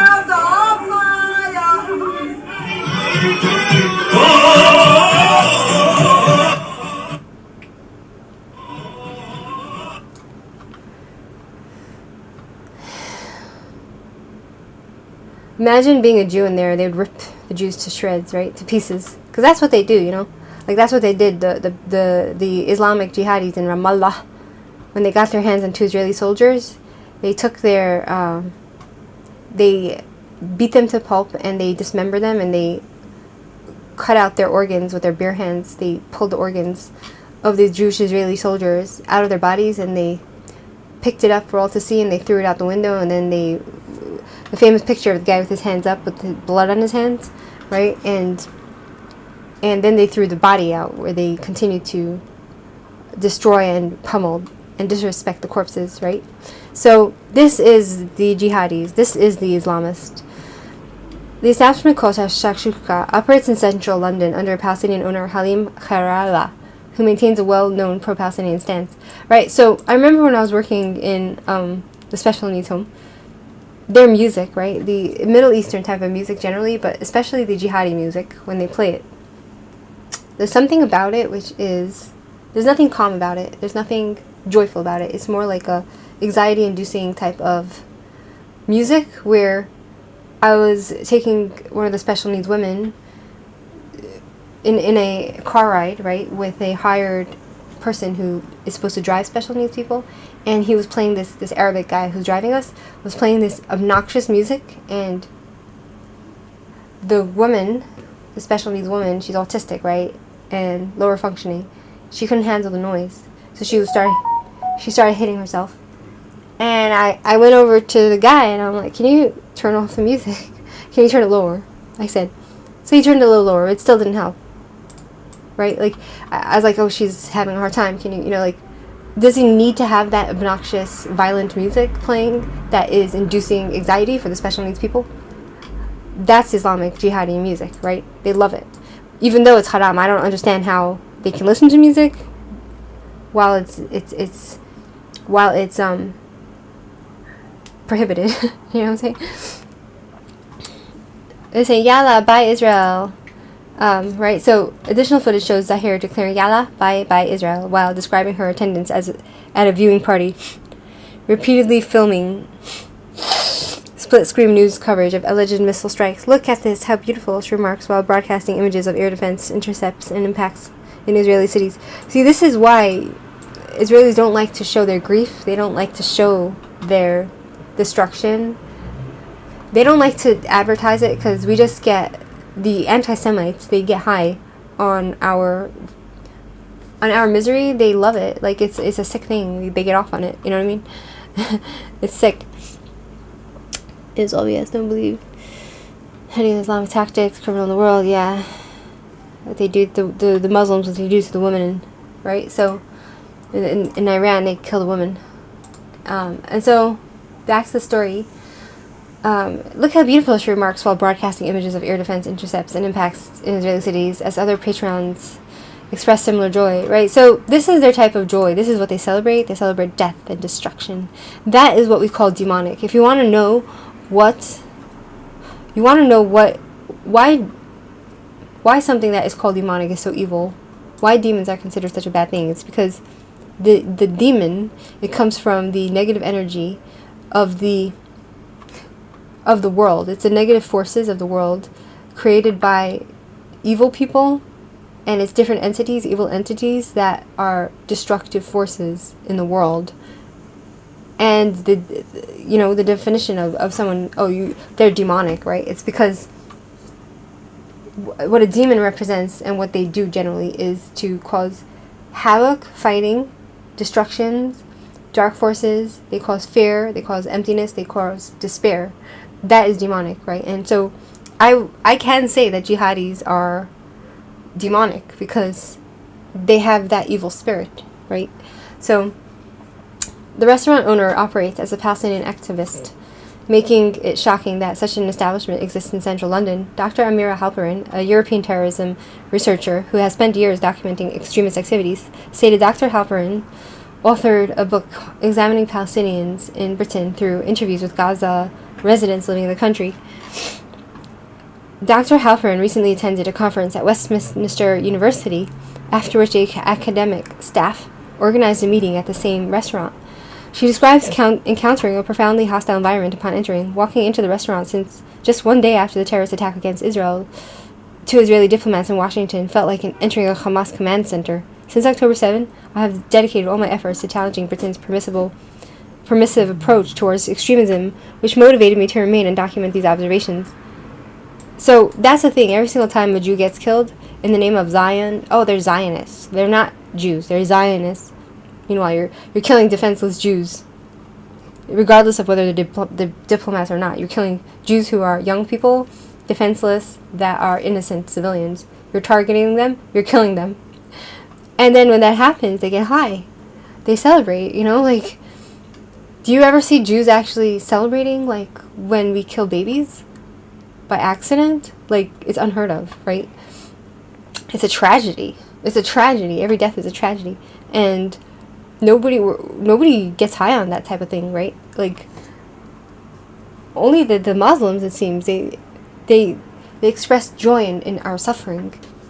That's what we call demonic and evil and wicked. It's like the Nazis back in the time of the Holocaust, when they would grab a woman off the street, a Jewish woman, and they would torture her and rape her and humiliate her and laugh and then murder her. And then they see her crying in despair and the wild look in her eye, like somebody save her, and they see her suffering and they get high off of it. They love it. They get off of it. They get off on it, right? Like the bloodthirst, the bloodlust, the wickedness, the violence. This is something that they seem to really enjoy, right? That's what makes them so dangerous, right?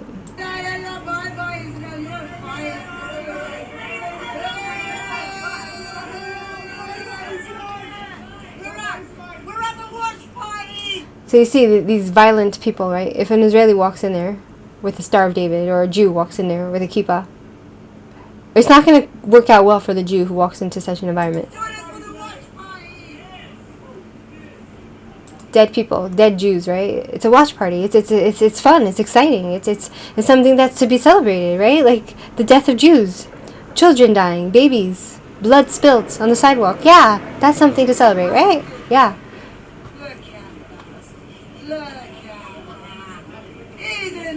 Do you hear the wildness in the voice? The beastly wildness in the enemy, right? You hear the voice, the beastliness. Beautiful, flipping, gorgeous, that is. That's gorgeous. Do you hear that venom in the voice, that wildness, that violence? It's scary that such people exist. Stunning. Stunning. This is how, if I would go on a Omegle and they would see me wearing a Star of David, this is how they would talk to me. If not worse. The disrespect, they hate, the venom, the vitriol, the anger. It's just like frightening. Oh, it's fireworks time! Hip hip! You know, one of the guys, what's his name? He described these women with those huge smiles, and he describes the look on their face as being orgasmic, right? Like they get an orgasm from watching Jewish babies die. Our organs being pulled out of our bodies, our head chopped off. They get orgasms. Hip hip! Hip hip! Yellow, yellow, bye bye! I'm not gonna watch it anymore. It's just too disturbing. You know what I'm saying? Like, right. So, Gaza photographs and anti-Israel messaging cover the walls. Tables displayed Palestinian flag colors alongside Save Gaza slogans. One image promoted an apartheid-free zone campaign connected to the BDS movement. Boycott for Israel, right? The owner actively participates in Cage International alongside attorney Fahad Ansari, who represents Hamas in legal proceedings, seeking to remove the organization from Britain's terrorist list. So Hamas, they don't want it to be a terrorist organization in England, because they want to bring terrorism to your streets, like they did. Like they murdered those 3 little girls, right, at a party. One thing I don't really care much for the British people, to be honest. I think they get whatever they're getting in England from all those jihadis raping their daughters. I actually think they deserve it, Like, I feel bad for their daughters, but that's something that they're willing to sacrifice in order to hate Jews, right? The British people. Like I said before, I had this guy named, what's his name? His name was, whatever is coming to the British people from the jihadis, they deserve. And I'm not going to say I regret saying that, because they have a huge history of anti-Semitism, as much as they like to deny it. And they are willing to sacrifice their daughters. They're willing to let their daughters be raped in order to appease the Muslims, right? And so they're also anti-Israel. A lot of the white British people, they are anti-Israel, and they believe in conspiracy theories about Jews. That guy wearing Redbeard, he used to come on my channel, and he would say, he would drop like little anti-Semitic comments here and there, and I'm like, dude, like, you're supposed to be my friend. You're supposed to be someone who believes in the same type of ideology that I believe in, right? The same type of, we understand the good from evil. We understand what's going on here, right? And I'm not saying anyone has to agree with everything I say. Of course, people have different opinions. But when it comes to purely anti-Semitic opinions, for me, when he would drop those things, I would just brush it under the table. I'd be like, oh, maybe that's not what he meant, And then he would apologize or whatever. And then he said something on my channel that it shocked me because it was so anti-Semitic. Oh, your religion is the cause of all wars, he said.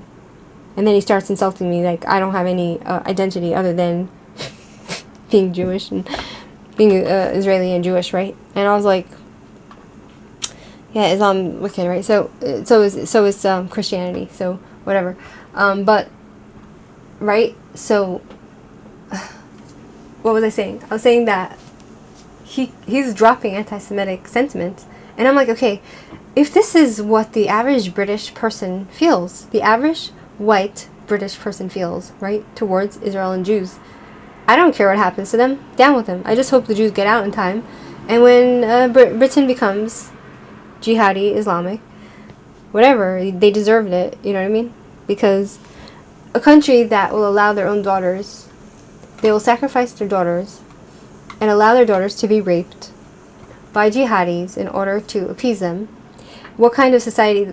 They don't really deserve to be a society anymore. Do you know what I'm saying? That's the greatness about Israel, is that when one woman is raped and killed and kidnapped, when our hostages are taken, we will fight to the end to get them back.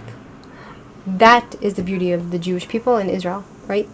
And we will not allow our women to be disgraced. And the Israeli society, when it comes to protecting women, they're pretty good at it, right? Like when I had to go to the police because my crazy ex was nuts, and yeah, I actually just saw him today.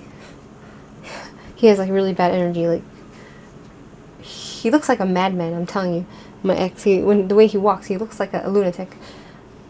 But I can't believe I was with him for like 2 years. But when I went to the police to try to, to get him to leave me alone, they were very helpful. They were trying to protect me. They tried to help me. And they really understood the situation. And they actually even knew of my ex because he was a bit of a troublemaker, and he caused trouble with his neighbors and stuff. He just likes to fight, you know what I'm saying? And so they went out of their way to actually protect me. And it's like a really empowering feeling when the people in the law enforcement are caring for you as a human being. If you're in an abusive situation, they will go out of their way to help you, and they will try their best to arrest the man that is accused of doing bad things. Of course, like, they have due process, of course, but even if the guy doesn't get arrested or whatever, they will do their best to do a report and to get you the help you need, and they will go according to the law to, you know what I'm saying? Like, in this case, they took away my ex's gun, right? Excuse me. So that's what I'm saying, like, this type of society that protects women, which is something I really appreciate. That's why, like, part of me feels like a big part of the reason the Israeli state is so this way is because it's more secular, right? But then again, it's whatever. It's complicated because in Judaism there's laws against rape and stuff and all that type of thing. But then again, the religious people don't always enforce it, right? So, but the state of Israel, right, which is secular, they have a lot of Jewish values, which is, when Dinah in the Bible got raped and kidnapped by Shechem, what did her brothers do? They went and murdered Shechem, and they took their sister back, and they murdered every male in Shechem, right, in that city, in revenge for their sister being violated like that. And this is the Jewish way, right? You don't allow bad people to rape your daughters. But the British, they allow that to happen, right? And instead of facing the problem and going after the bad guys, and actually people in the politics at the heads, hunting down these monsters and putting them in jail and deporting them and helping the girls and helping the families cope with what happened to them. They go after the families. It's an upside down. It's an upside down country.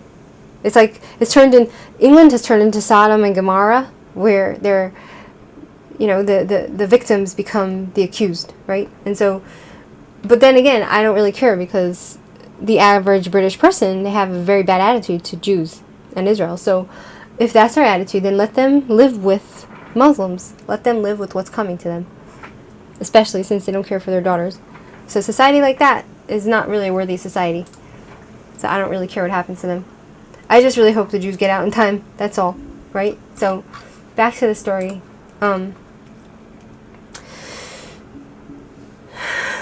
So yeah, they want to get rid of the Hamas as being known as a terrorist organization. These are Muslims. They want to, they want to make sure that legally that Hamas is not a terrorist organization in England. You know what? Fuck you, England. Fuck you. Right? So, Dr. Halpern, who belongs to the Devora Forum, observes that security concerns for Israelis and Jews throughout London and Britain continue escalating. Right. So the Jews are suffering. They need to get out of there. I don't think England has much more time until they are completely taken over by jihadis. So, whatever. I don't care. Sadly, encountering Hamas supporters across London and Britain has become commonplace. Following the Iranian confrontation, Israelis face not only existential threats from pro-Palestinian elements, but also growing dangers linked to Iran and the substantial British support for Islamic Republic's extremist regime, including public demonstrations backing that radical government. Right, so I don't care, you know what I mean? Like, fuck them. You know what I'm saying? You know what it reminds me of? Like, when a society is rotten to its core. It's like the Ukrainians. The Ukrainian society, going back hundreds of years. Right, so, back when I was, what was I just saying? What was I just saying? Oh yeah, by the way, even when the bombs were flying, the next door neighbors, they were building. They didn't care. They were building their houses and making the most noise, and I'm like, how am I supposed to hear? The noise is so loud. How am I supposed to hear if something drops, if a bomb drops, or if the siren goes off? I'm gonna miss it. Right? So, oh yeah, back to Ukraine, right? So, my grandparents, from my father's side, they survived the Ukrainian slaughter, right? Of when the Germans occupied Ukraine, right, in 1940. For 3 years, they occupied Ukraine, and the Ukrainian people, the people, not even the Germans themselves. The Germans just stood by. The Ukrainian people hunted down their Jewish neighbors, and they killed them themselves, right? And that's how, and they're Christians, right? The Ukrainians were Christians, and they killed the Jews, their Jewish neighbors. They hunted them down, even the ones that were hiding. So the way my grandma survived, my father's mother, how she survived was she went with her parents. She left Ukraine at that time because they knew somehow, they were convinced, because they were smart like that the Germans were coming in to take over, and they didn't trust the Germans, and they didn't trust their Ukrainian neighbors, so they went to, I'm not sure if it was Uzbekistan, one of those countries nearby Ukraine, and that's how they survived. But my grandmother's grandparents were killed by the Ukrainians, and they were already in their, they were they were over 100 years old, and one of her grandparents, my grandmother's grandparents, from, I'm not sure if it was from her mother's side or her father's side, right? Her grandparents, they would argue with each other, like, who's older, right?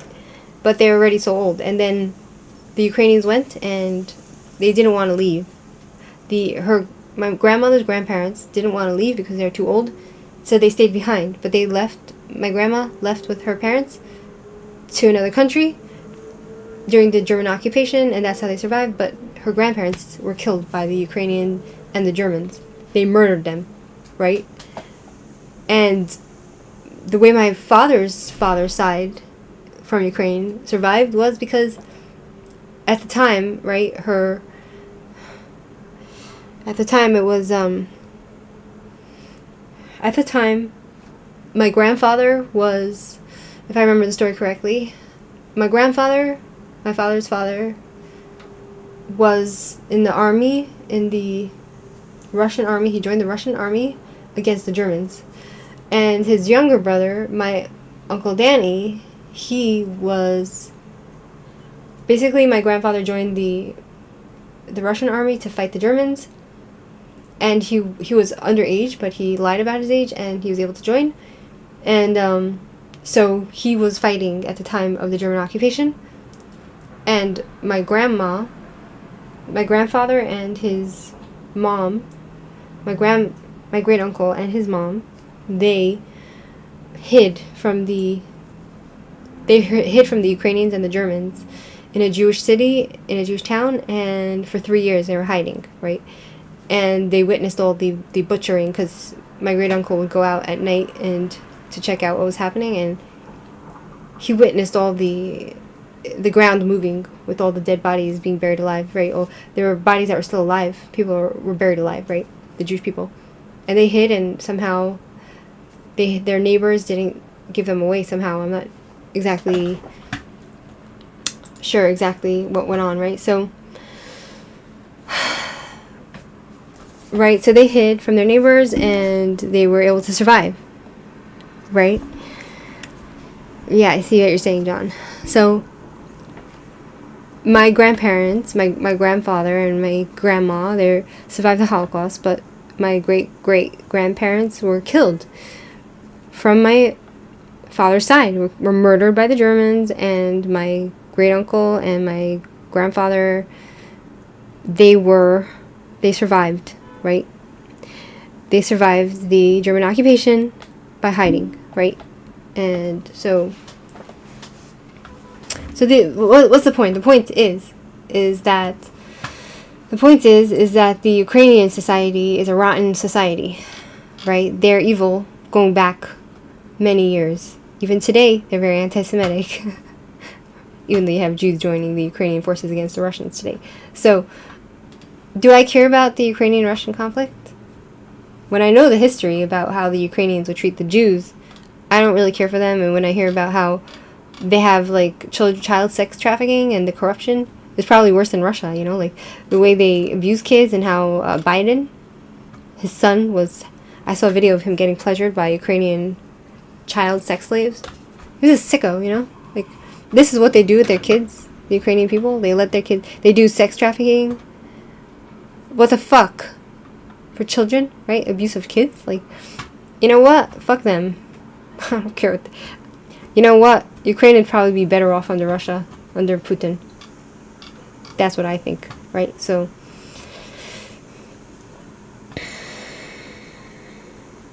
Right. Anyway.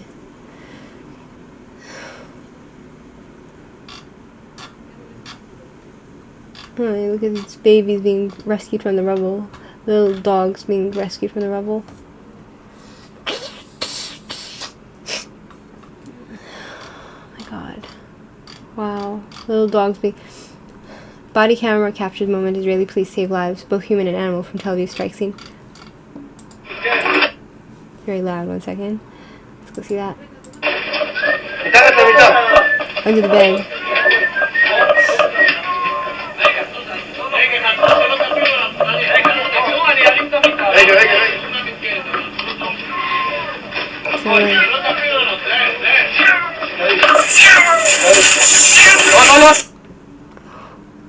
It's very loud.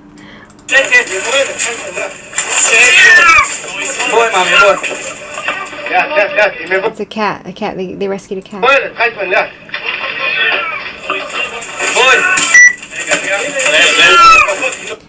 The cat is terrified.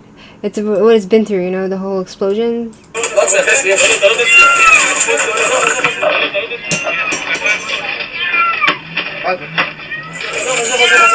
See, this is what the Muslims celebrate. They love death and destructions. Yeah, Israelis dying, cats dying, dogs dying. Yeah, down with everybody. Kill all of them. Kill the Jews.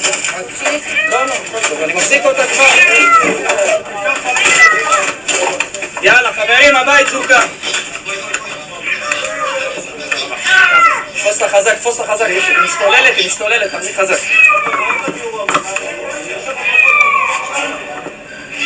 So sad.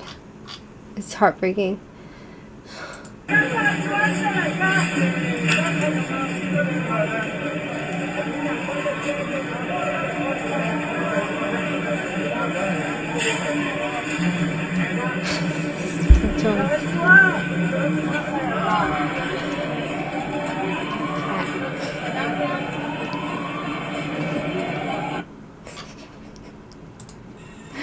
אילן, תביב.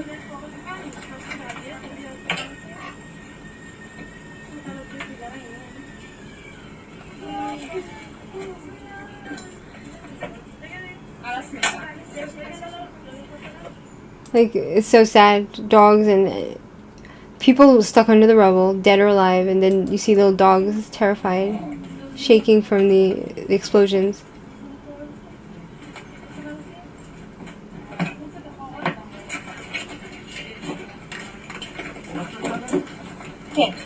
It's heartbreaking, and it's like so sad. I don't know why I'm watching this.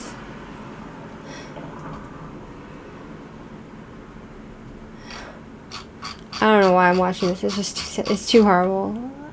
You know, like I shouldn't do this to myself because you know what I mean. Like some things you just don't want to watch. A lot of these the terrorists doing bad things to people. Do you know what I mean? So down with this stupid guy, this Zoran, this Islamic jihadi, anti-Semite, down with him.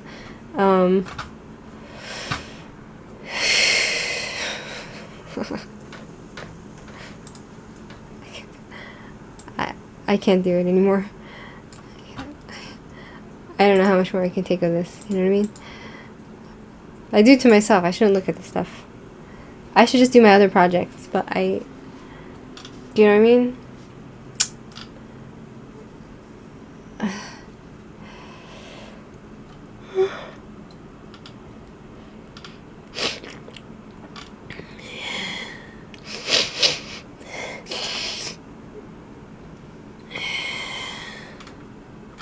Yeah, anyway. Anyway.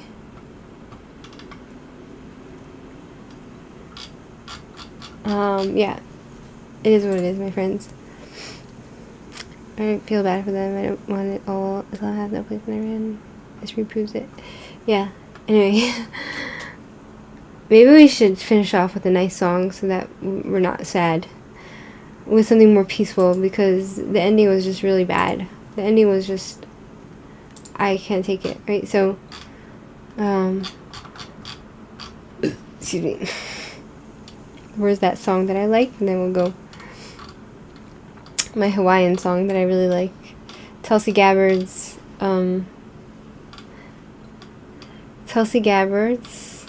parents. Where is it? I'm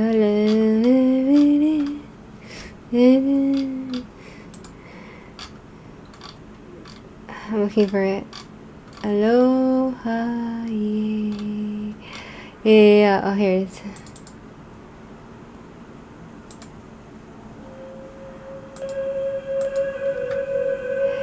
Yes.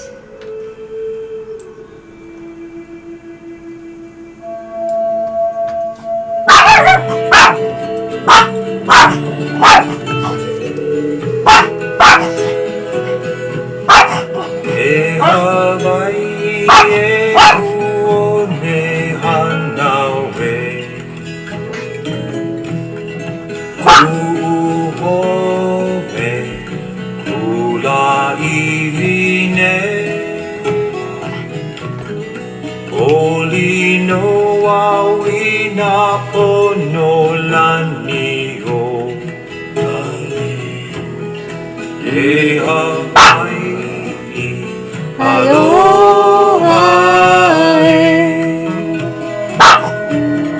E haoli na opi o Hawaii nei. Noli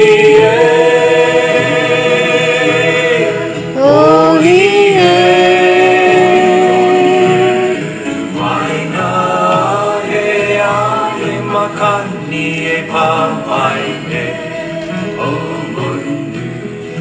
Okay, aloha, no Hawaii.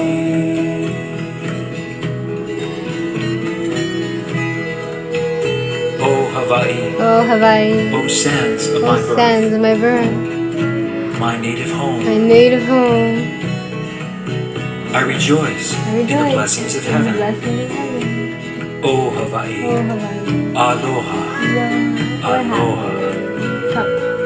Happy youth of Hawaii, rejoice, rejoice. Gentle breezes blow, love always for Hawaii. E mai mai ko maukini lani e. May your divine people speak, O Mauna, aloha e Hawaii. Your loving people, O Hawaii. Na mea oi no ka mahau no luna mai. The holy light from above. Te Hawaii, aloha e.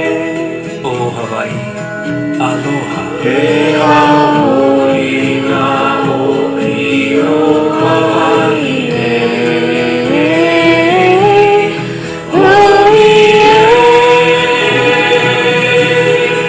Oli e mai na e ahe makani e pamai nei.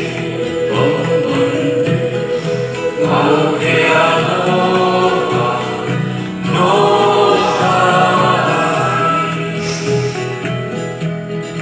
Na ke apua e malama mai amo. God protects you. Ko makua lono aloha nei.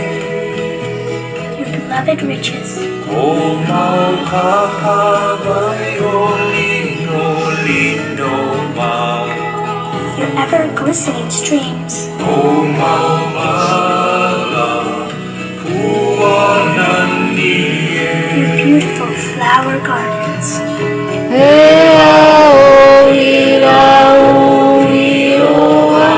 Happy youth of Hawaii. Rejoice! Rejoice!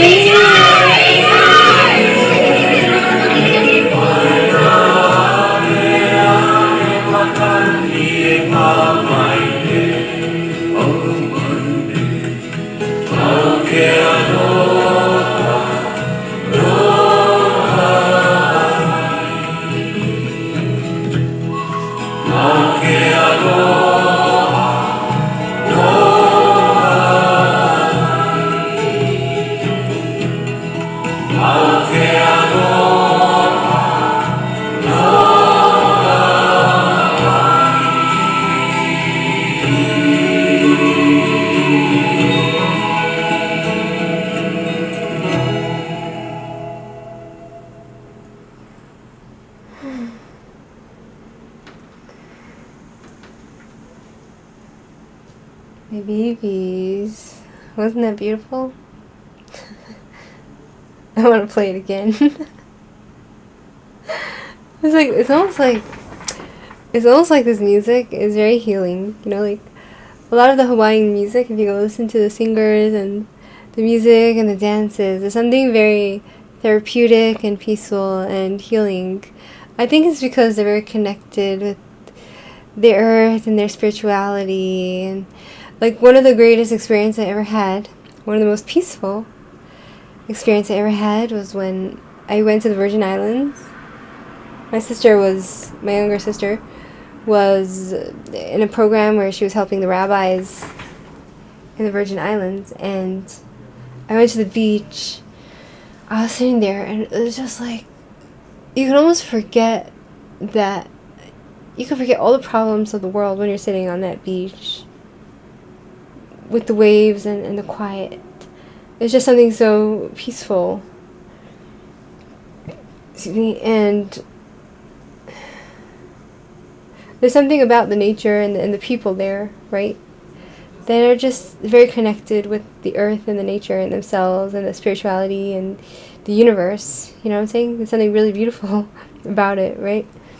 I'm gonna play it one more time because I need therapy after all that hate.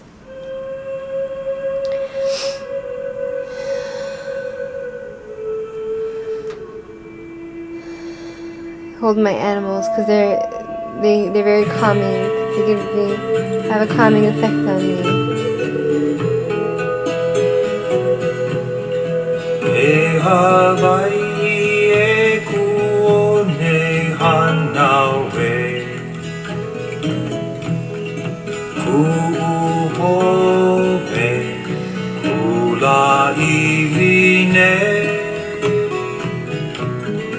Oli no awina pono lani o E Hawaii Aloha E haoli na o pio Hawaii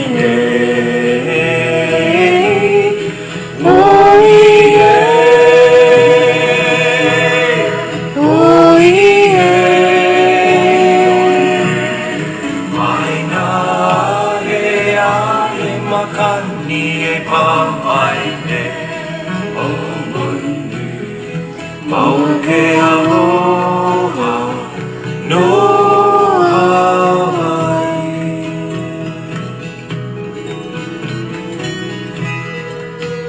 Oh Hawaii Oh Hawaii. Oh sands of my birth Sands of my birth. My native home My native home. I rejoice in the blessings of In the heaven blessings of heaven. Oh Hawaii Oh Hawaii. Aloha Hi Adam. Aloha Aloha. Aloha. Happy youth of Rejoice. Hawaii. Rejoice. Rejoice. Gentle breezes blow Love always for Hawaii E hai mai ko maukini lani e May your divine people speak O maukua Aloha e Hawaii Your loving people, O Hawaii Na mea oli no kamahau no luna mai The holy light from above E Hawaii Aloha e O Hawaii Aloha e haoli na o pio Hawaii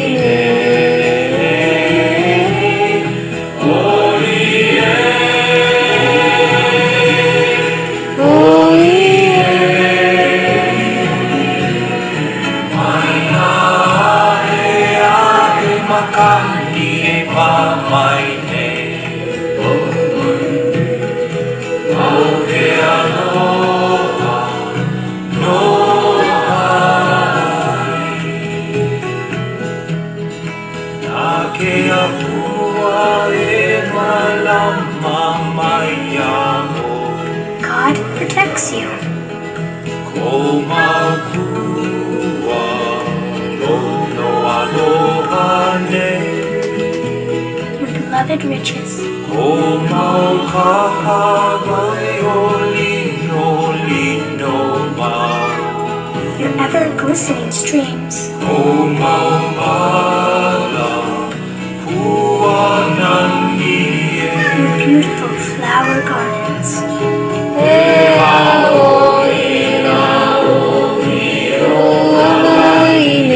Happy youth of Hawaii.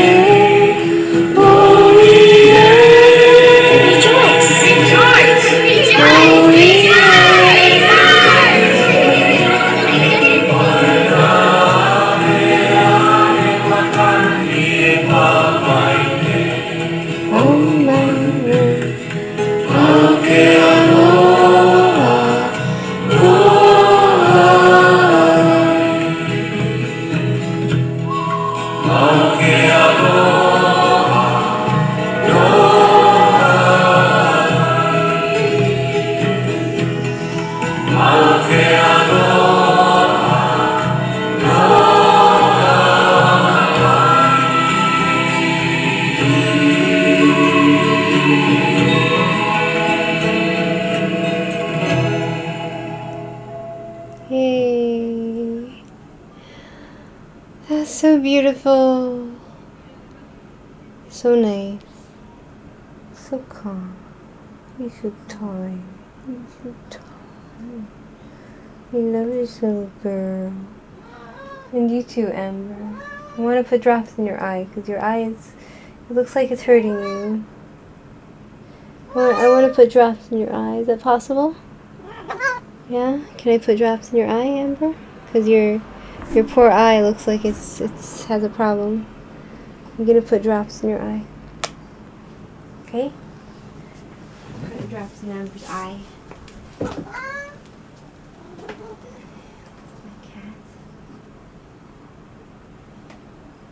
I'm going to put drops in his eye, whether he likes it or not. He always freaks out when I do this, but he needs it. You know? What? What? It's okay. Hi. He's gonna run away. Okay, calm down. Calm down. Calm down. Amber, come here. Don't freak out. It's okay. It's okay. I want to just put drops in your eye because your eye is hurting you. Your eye is hurting, Amber. Come here. Don't be scared. It's okay. Amber, calm down.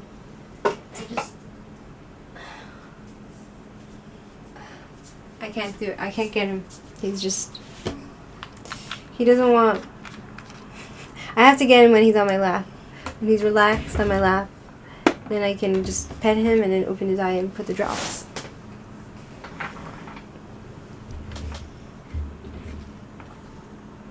Come. Come, I want to put drops in your eye. Come. It's a good cat. Yes, that's my cat. Right?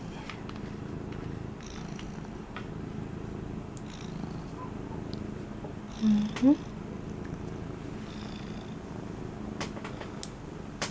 There, got it. It's okay. It's good for your eyes. Poor Amber. It's good for his eyes, right? Anyway. Yeah, so that's the story, my friends. You know, like, you always have to try to regulate your energy, because if you don't, then it's really bad. If you don't regulate your energy after something so violent and vicious and so much hatred, what happens is that your body keeps the score. Your body literally, it just doesn't, it needs to, there's a reason why, like, there's a reason why your body responds a certain way to listening to music. There's a reason why there are people who are addicted to music, musical instruments, musical sounds, because it does something to your body, frequency, physically, right?